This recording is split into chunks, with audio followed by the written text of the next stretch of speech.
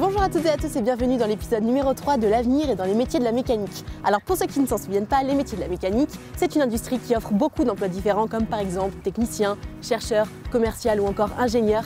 Et surtout, ça recrute et ça c'est très important. Aujourd'hui on va partir à la rencontre de Thibaut qui a 27 ans et qui est inspecteur technique de projet logistique. Alors moi non plus ça me parle pas beaucoup mais sachez qu'il passe beaucoup de temps à voyager en France comme à l'étranger et surtout il passe 90% de son temps avec les clients. Et ne jamais être seul, c'est très intéressant. Alors c'est parti, on part à sa rencontre.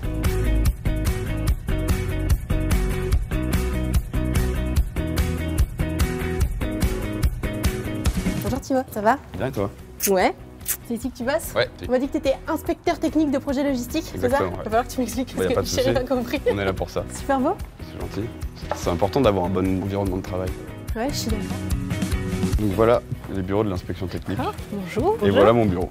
Ok, c'est ton bureau à toi. Exactement. Pendant que j'enlève mon manteau, est-ce que tu peux m'expliquer ce que ça veut dire inspecteur technique de projet logistique? C'est assuré au réseau. Le réseau, c'est tout Fenwick partout en France. D'accord. Leur assurer en gros un support technique, que ce soit avant-vente avec les commerciaux, Ouais. après-vente avec les techniciens, que ce soit lors de la vente, les mises en service des chariots et des systèmes informatiques. J'ai cru comprendre que tu n'étais pas très souvent à ton bureau, c'est ça? C'est ça. Quand je suis en déplacement, il y a plusieurs choses. Je peux faire donc de l'assistance technique après-vente. Je peux aussi me déplacer en avant-vente avec les commerciaux. Et je peux aussi me rendre sur site pour les mises en service. Ok, donc c'est assez varié finalement tout ce que tu C'est fais. plutôt varié. Est-ce que tu as un secteur, seulement la région parisienne par exemple, ou tu Non. vas te déplacer dans toute la France? Mon secteur, c'est la France, pas que métropolitaine. Les DOM-TOM aussi, la Réunion, la Martinique.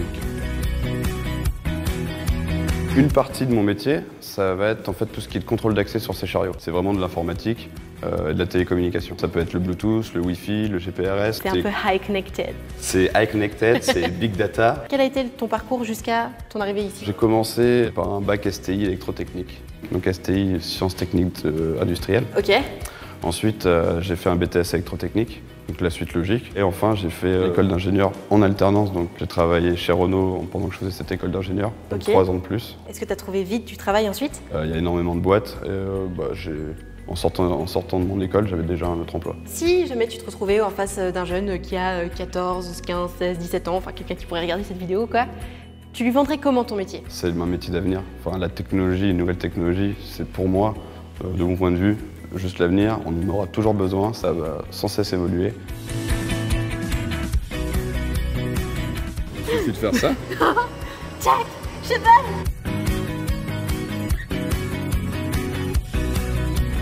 Attends. Il me fait peur. Quelles sont tes perspectives d'avenir du coup avec tout ça?